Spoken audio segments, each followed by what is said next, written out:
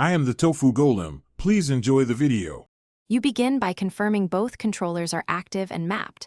This matters because Rocket League only enables split screen when it detects two local inputs.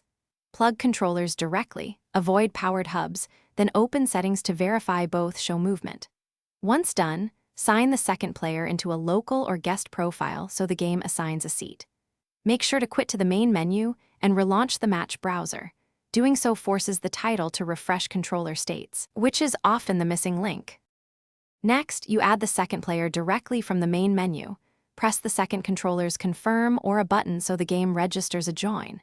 If you are on PC, open Steam Big Picture or disable conflicting controller configs.